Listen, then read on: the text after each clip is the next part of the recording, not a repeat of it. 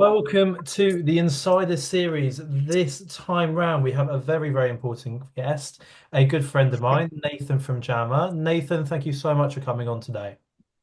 Pleasure. Yeah, it's good to be here. Thanks for having me. So let's be clear. If you're waiting for gigs to fall in your lap, you're already behind. So tonight we want to give you the tools, not just to get booked, but to get it regularly. And this is where Jammer's going to come in, Nathan, to flip the script. So let's start in what actually works in getting gigs as an independent artist today. Nathan, what's the number one reason an artist doesn't get booked? Oh, sorry, I cut out there. Sorry, could you repeat the question, Josh? Sorry. What's the number one art reason why an artist doesn't get booked? Um, I, I think there's a few reasons really. I think a lot of artists. Yeah, I think you said earlier that as you just mentioned, you can't really. My opinion is, or our opinion is, we can't really wait for it to fall in our laps. I think you've got to really go out there and sort of hustle a bit. And one of the things that we tried to do with Jammer is basically do that sort of hustling for the artist. Because as a I think for an independent artist going out alone trying to find gigs, firstly it can be a bit intimidating. Secondly, we know that venues can be kind of difficult to work with, difficult to find the right person, um, and I think you've really got to utilize tools around you to help you do that. And again, I'm not going to try and make this a full sales pitch for Jammer, but one thing that we try to do is take that work away from the artist and do that legwork for them. And as a platform, the collective of about 3,000 artists, we can go and secure these partnerships, secure these venues, go to chains as well, and try and secure those slots for artists to then apply to through the Jammer platform. I guess the point is, yeah, you really got to go out and hustle a bit, I guess, which sounds a bit flowery, but I think a lot of artists sometimes lack that confidence. And I think that the idea of doing it together as a collective and securing these slots of these venues and these chains is an easy way of doing it, if that makes sense. Absolutely, and some of the some brilliant LMS UK artists adore Jammer using the platform, getting them paid gigs, and it's so important to outsource in this industry to people you can trust and are going to do a good job. You can't do everything yourself. It is about finding the right contacts and building them up. Yeah, I Nathan, think another thing. Sorry, just to add to yeah, that, yeah. Josh. I think is that a lot of the artists that we've worked with, because we always try and speak to artists as well.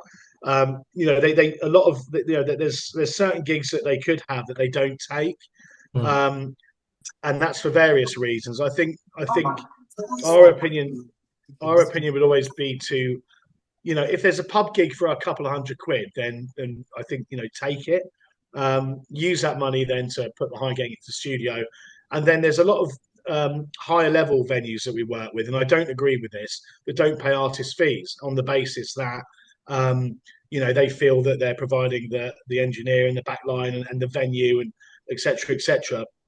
So I think in terms of why artists aren't getting gigs, I think you have to get a balance of taking the gig at the Dog and Duck for £200, using that money to then put into something to progress yourself, and then weighing up whether the Bedford gig in London, for example, that doesn't pay fees, is worth doing. If it is worth doing while you're earning some money doing the pub gigs, and you feel it is worth then doing to showcase yourself, get some really good content from and exposure and stuff, then I would say do that as well. But it's always a fine line because we're really against venues not paying artists. But I think again, some artists miss out on getting as many gigs as they could because they might have the attitude of, well, I'm not being paid. Well, I agree, you should be paid, but weigh it up and figure out what works best for you at wherever you're at that stage, It's whatever you're trying definitely to achieve.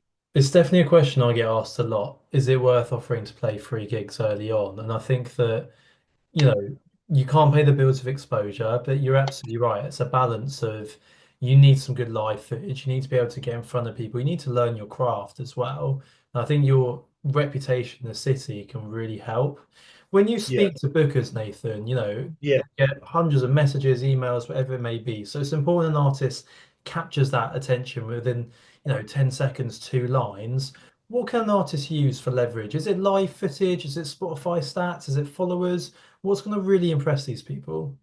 I mean, I'm a bit old school when it comes to stats and stuff. I think that that's probably partly everything that's wrong with everything in terms of how many plays you've had on Spotify. But as we know, sadly, the way of the world is that that is what a lot of people look at. I just think having some really good, obviously, some really good content, some really good live content. A lot of times, one of the things we do is work with marketing companies as well who offers their services to Jamma through to Jamma artists. And they do tell us they're always quite amazed that if you go on some artists' Instagram, for example, there'll be a couple of grainy footages that their mate took on a camera phone. And I really think it's worth investing a bit in yourself because essentially, you are as an artist a business, and to have a good shop window. I know this sounds like obvious stuff, but it's amazing how many times we do see, a mega artist with really shit content in terms of what they're putting out to advertise themselves. So maybe spend that little bit to get some decent headshots done or some good live content, and push that to the booker. But you're right. One of the big problems is that the bookers it can come across as seeing arrogant if they're not responding, for example. But if they're getting hundreds of inquiries, then they have to sift through all that as well. And through Jamma, we offer the artist page, which is a very clean sort of every artist gets a page they can upload all their content to. It's all standardized, so every artist page looks the same. And what we always say to them is use your Jammer artist page as your shop window.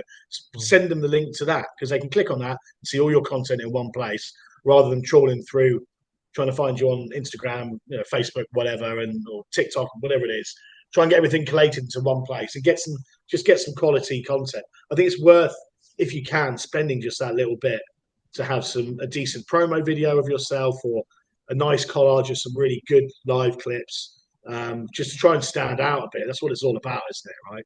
Absolutely. And I say to artists, your assets, your music, that's your songs. You need a great brand because that's how you're going to stand out. What are your values? Does it look professional? Does it look great? And then bloody consistent on socials. I think those are three things that every artist I've seen in the 9 years I've been in the industry, Yeah. the common denominator for those three. Now, I believe getting rebooked for a gig is a real art form. So I want to understand why some artists never get asked back and some are just absolutely must-haves. So what makes an artist a no-brainer to rebook, Nathan? Well, I think there's all the classic sort of simple stuff like being on time and all that. I know a lot of bookers we like artists to have their own PA as well. That also really helps. Again, I appreciate not everyone is in a position to do that. If you have a decent PA and you can sell that to them as well, while you're applying or inquiring or whatever. And I think one thing that venues really do like, and again, this is always a bit of a catch-22 with a lot of the artists that we speak to and work with, is that I'm of the opinion generally that it's the booker's responsibility to advertise the gig. If they're booking an artist for their event or for their pub or bar or club or whatever, it's up to them to sell it. But one thing I've noticed is they really do appreciate when the artist gets involved as well on socials, for example, on socials, and helps to sell that as well, sell the show as well.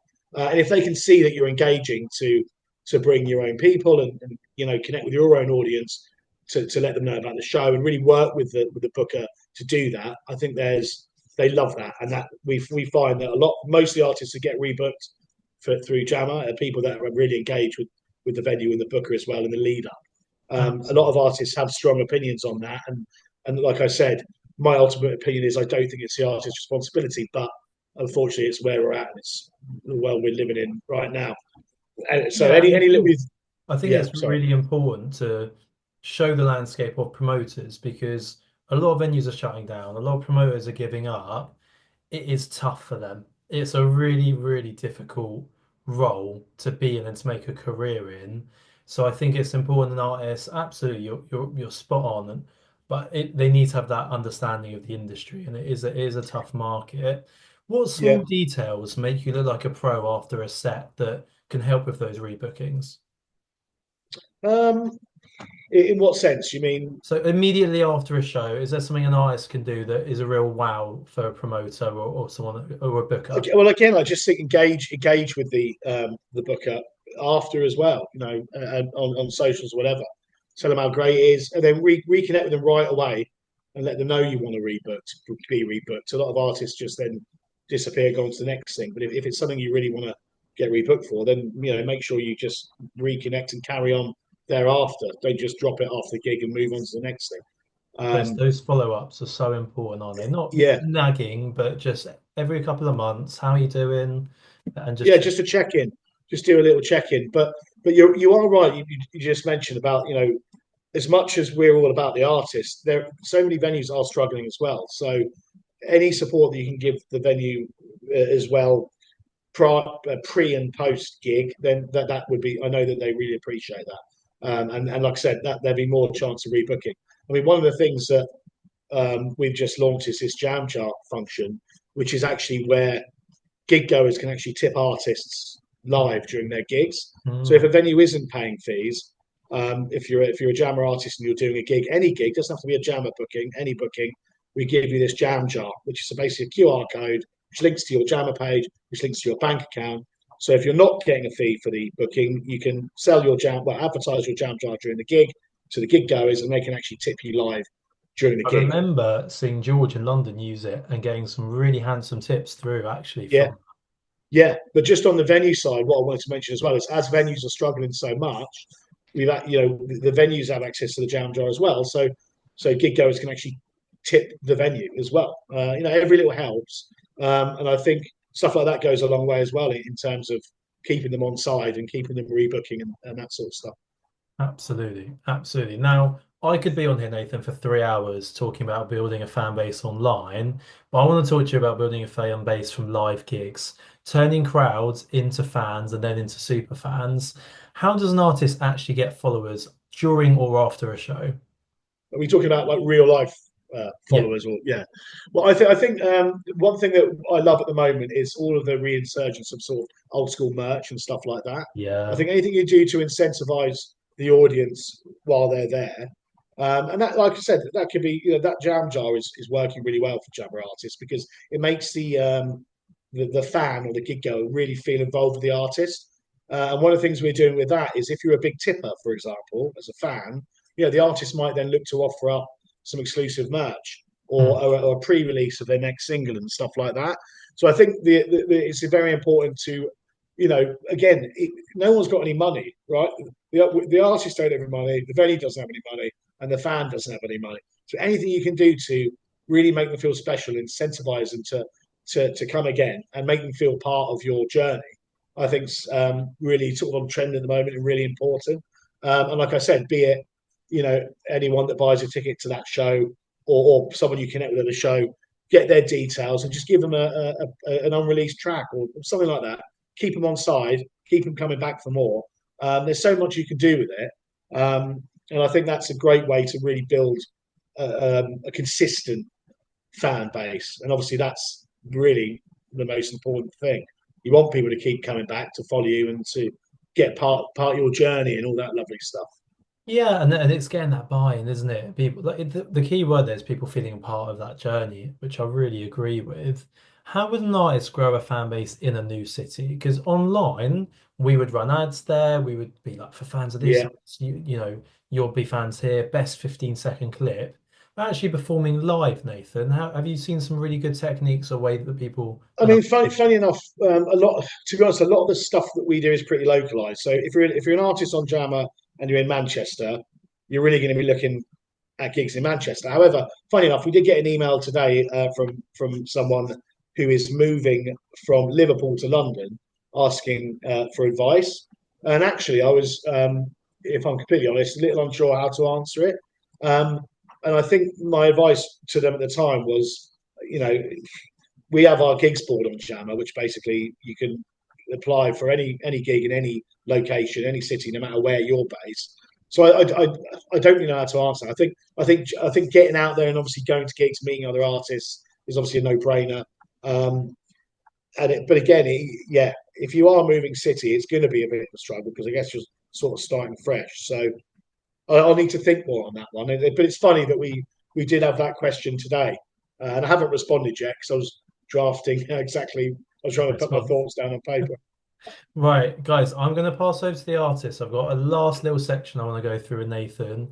I'm going to pass over to you guys. So if you have questions, put them in the chat box. Some of you are already ahead. My last bit, Nathan, is talk about Jammer and the platform.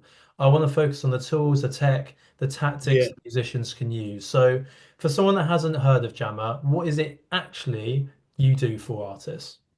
Okay, so I mean, I guess the sort of tagline is that Jammer's a pro artist independent music platform. There's essentially two sides to the platform at jammermusic.com. The first side is about artist to artist collaboration.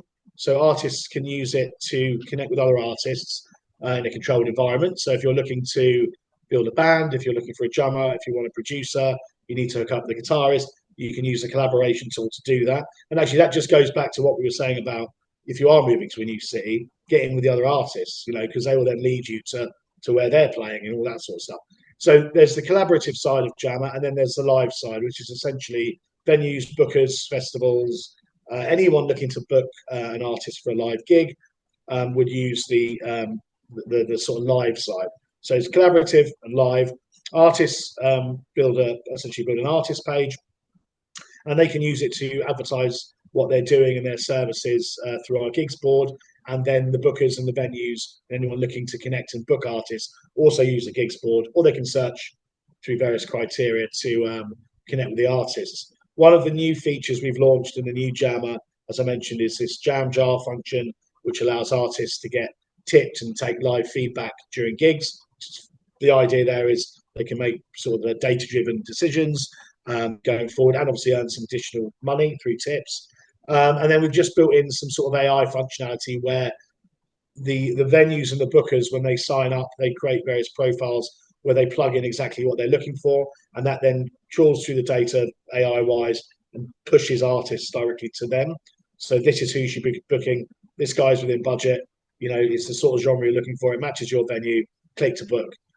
All the communication, payments, reviews, and artist discovery, everything's managed solely through the platform. And then one thing we do as well, as you know, Josh, is our own events and showcases at partner venues across the UK. I did want to mention the Virgin partnership that we've got coming up. Absolutely. So we do have a partnership with Virgin Hotels, which we've just secured. We've got a series of events coming up. Therefore, applications are actually open for that on Jammer at the moment. Josh, yourself will be hosting the first one, which is on June 27th at the Virgin Hotel in London, Shoreditch. And the idea about these are sort of Jammer internal events, as opposed to bookers using it to book artists, is that we can really showcase artists together ourselves we've got on the platform. They're sort of industry hangout events. The idea is that there's no bullshit. There'll be a brief panel discussion with Universal and various other people, industry experts on it. And the idea is that it's actually one thing we always want to do with Jammer is not just have that digital collaborative side, but also physical collaborations as well. So where people can actually come and hang out and meet each other and connect physically, because we know that that's really the best way to do it. Yeah, and So I want to echo that for everyone on this call. Like, this is an opportunity with Virgin, Virgin Live to come in. I'm very privileged to be hosting it.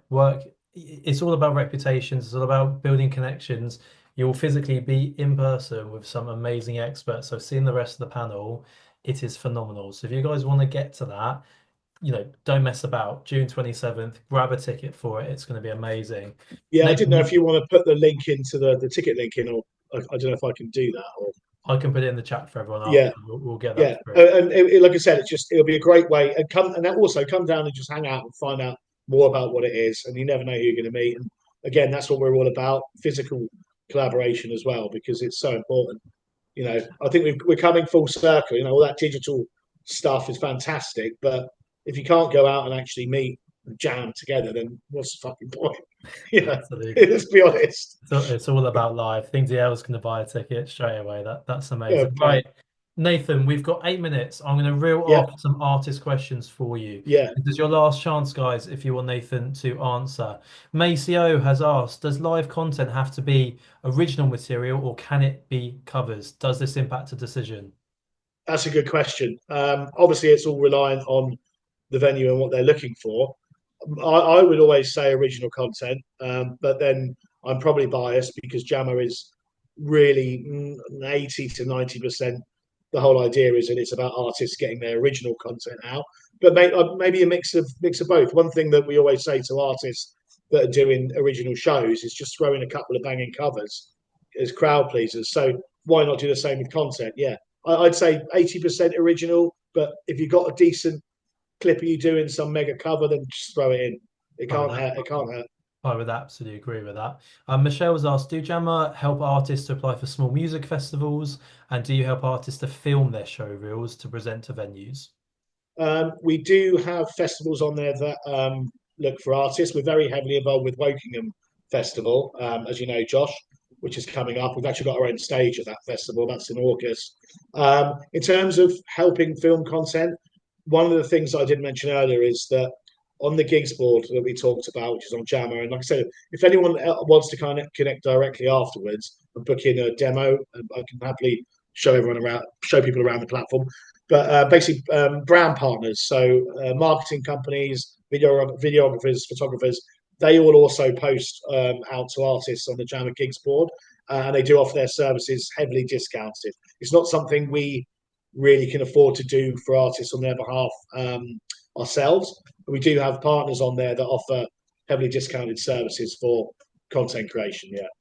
Absolutely. And guys, this is, top secret. I don't know if I'm allowed to say this. You will see more of Jammer and LMS UK teaming up on things in the future. So it's a great question to have. We've Yeah. got one here. Does Jammer work with artists in the US? So, well, this is it's a great. That's a brilliant question. We've had so much. We've got a lot of interest from the US, and literally last week we had to decide that we must focus on the UK for the time being.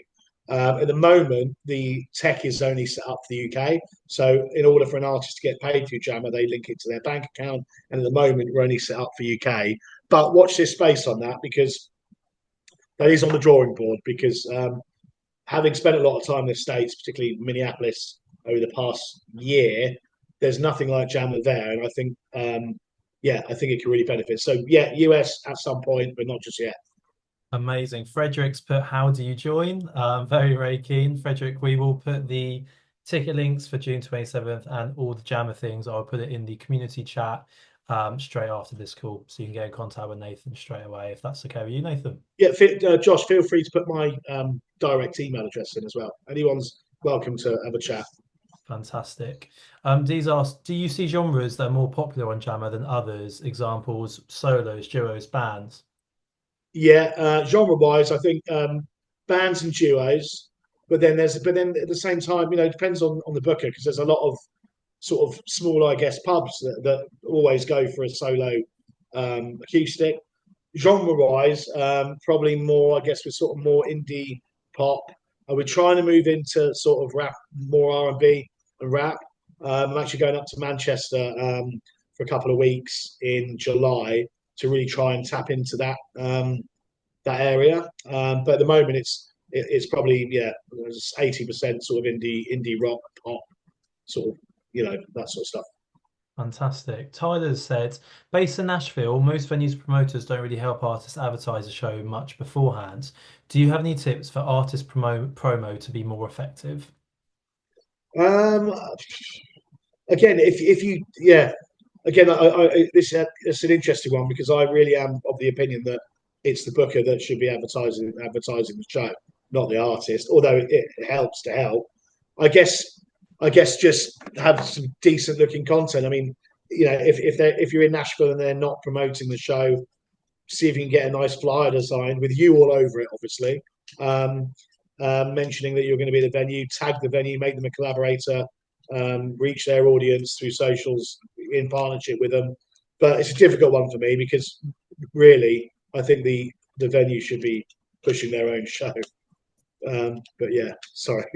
Yeah, no, all good. That's my thoughts. Paul's asked, is Jammer interested in expanding internationally, i.e. Spain? I'm from New York and have loads of contacts with venues, pubs, hotels. I think the platform will be super successful here. Obviously, I'm assuming that comes under the umbrella of US. Well, no, actually, it does. No, Oh, we are pretty much set up for Europe. So yes, there we go. I'd love to chat more on that. definitely. Amazing. Well, keep your eyes expanded for that. Dee's very, very thankful for coming on today, Nathan, which is lovely. Oh, pleasure. Jessica said, how do you apply to get on the live side of Jamma? Do you have to reach out to people after you've made your profile, or do people reach out to you?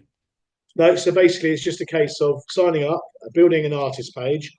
You can then use the gigs board to advertise yourself and your and you know what you're up to. You can, if you've got a new single or whatever, you can post it all on there. There's a promo tag on there which allows you to just hammer out what you're doing as an artist. But then no, basically, you can trawl through and message people and message bookers, anyone that's posted on that gigs board. But in theory, when you set your tags up at the beginning of your setup, you'll then be pushed directly to relevant bookers and venues. But what they will then do is post onto the gigs board that they're looking for a specific artist on this date with the fee, etc. And you can then inquire to them to start the conversation within the platform and hopefully get booked. Phenomenal. Michelle's asked, do you have demand for EDM dance music? Is there interest to go into this market? Yeah, I mean, we want to go into every market at the moment. There is some dance music on there. There is some EDM stuff on there, but very little at this stage.